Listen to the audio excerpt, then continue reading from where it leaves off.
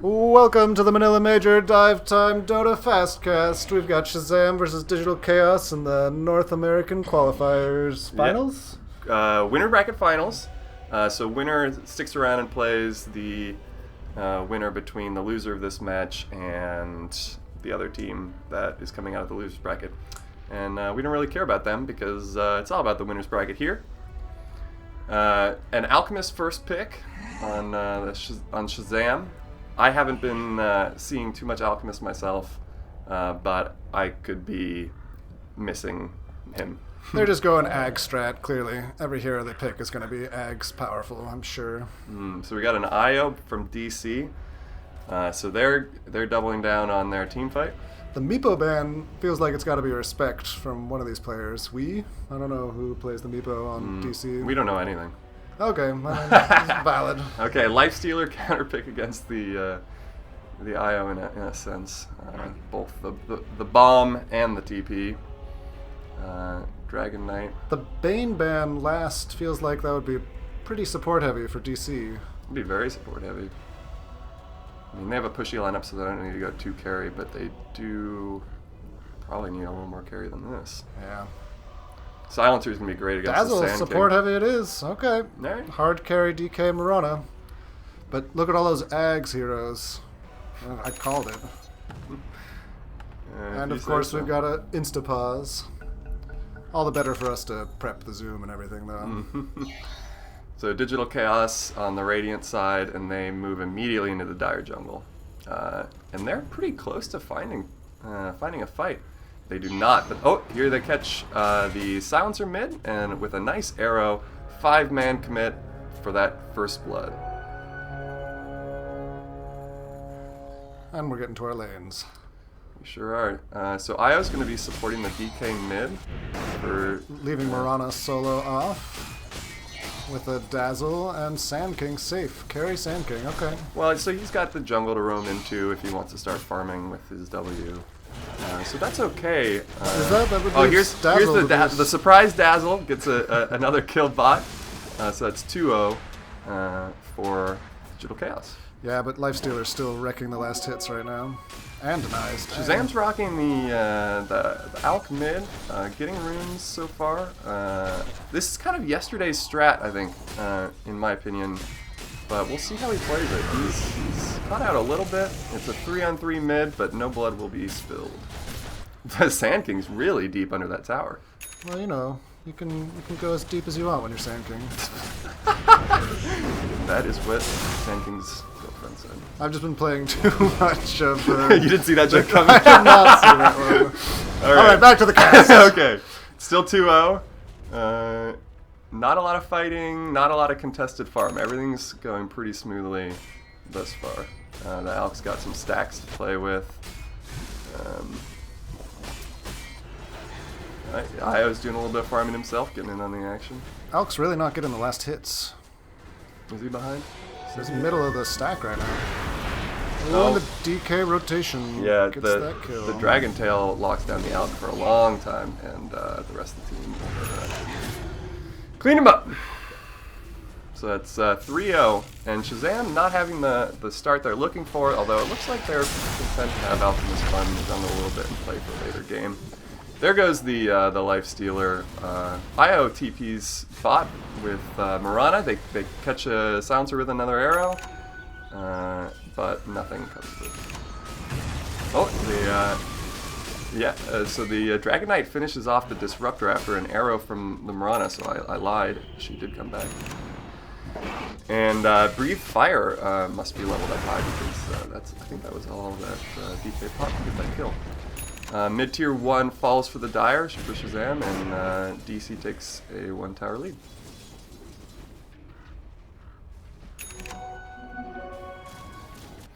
Pretty strong warding from DC in there, in the Dire jungle there.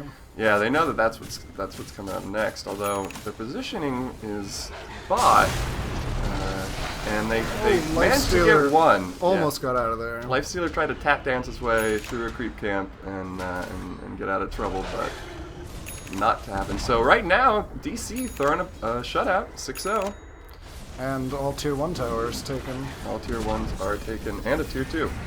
So the early push for DC that we were concerned about really paying off, even with Sand King, who you wouldn't really think of a safe lane carry push kind of guy. They're making it work. So maybe a little bit of a pocket strat here. Good combo with people on their best heroes to make this strat work. The Alk is desperately trying to get geared up. He's got the whatever those are called, armlet of whatever. The troglet, as I call it in my spoonerism, or whatever the hell that is. So that's an interesting first item. He's not going. I think since it got updated here. in 6.87, that's 1, 2, become a more 3. standard item. First. Yeah. Okay. Three fall for Shazam in the bot lane. They're pushed out way beyond their tower, and DC picks them apart one by one. So it's 10-0. This is pretty rough, but at You can least see- Alk is staying in the second slot of net worth. You can really see the map control and how little of it Shazam has. Like you mentioned before, the wards are good by DC, and no one can really venture too far. That Alk is a little brave for my likes, although that position gave up a tier 2 top. Oh. Smoke from Shazam, they're in the Radiant Jungle. They have pointing it out with the drawn on the map there. and no idea that DC was mid. They're going to retreat. Both teams are going to retreat, and they're going to run into each other.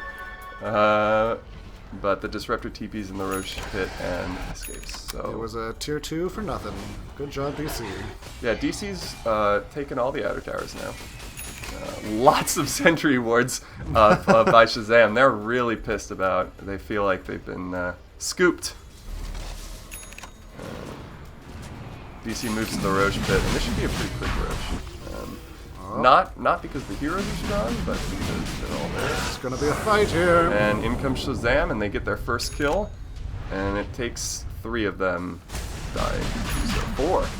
So there's the Roche secured now. I'm surprised that Shazam got there in time. Not the trade. It's a almost pretty an telling invitation. graph here. DC says, "Come on in, we're in the Roche pit," and they said, "Okay." And then DC killed them. Oh, how embarrassing to be that one DC player with that one death. Just kidding. This is, upper bracket finals, so this is a very respectable match. Even if the game is not going too balanced. So DC is on the high ground. That DK's popped his ult. He picks up the tier 3. Shazam goes on it. They get the IO and the Mirana. So and one more Dazzle as well. So they get the 3 kills for a Disruptor, and there's a little bit of a trade there. Lifestealer for a DK, and a TP gets whoever that was. Home safe. So definitely DC is not looking as strong. I mean, they're looking strong, but they are vulnerable. They're not perfect. Well, it's always hard to high ground, It is, especially it is. before 30 minutes. And it's still probably a good trade there.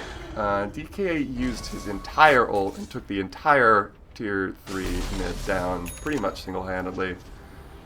It did cost them, but relatively speaking, probably not too expensive. Given the state of the game, you can afford to use an IO and a Dazzle. Not every time, though. Not every time, no. I mean, certainly Shazam, it gave Shazam some life. It was a better trade for Shazam, but DC might, at this point, be far enough ahead that they can coast with a few kamikaze tower pushes. Hopefully they won't. The smoke catches a BK bead. DK, who gets finished off, though. So there goes I think that was a pretty long charge.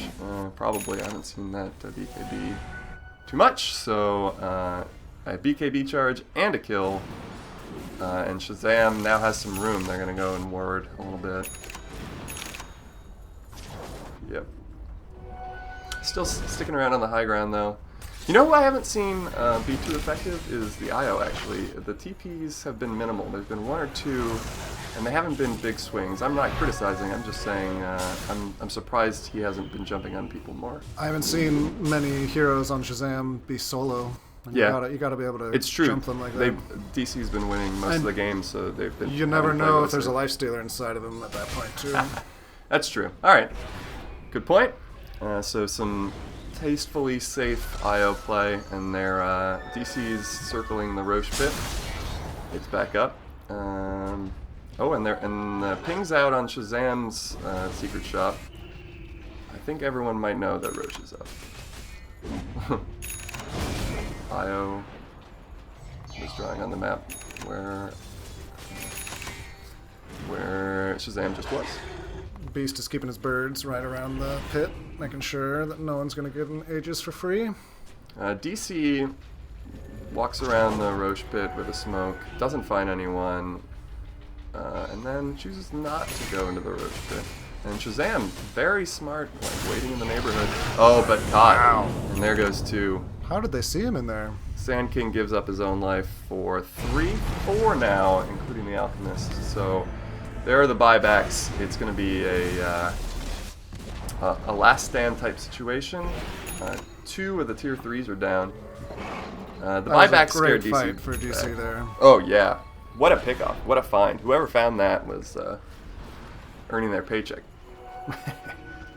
So Shazam's smoked into the Roche, and they're trying, but DC is in the neighborhood, and Alf goes down, Beastmaster goes down, Lifestealer goes down. And the GGs are thrown. And that's GG. So early push opened up a world of opportunities for DC, and Shazam chose the easy way out. It was very one-sided from the beginning. It was. There wasn't a lot Shazam could do. Do we chalk it up to the draft? I have no Or idea. do we chalk it up to execution? Let's find out on the next game. Thanks All for right. watching. Game 2 coming up.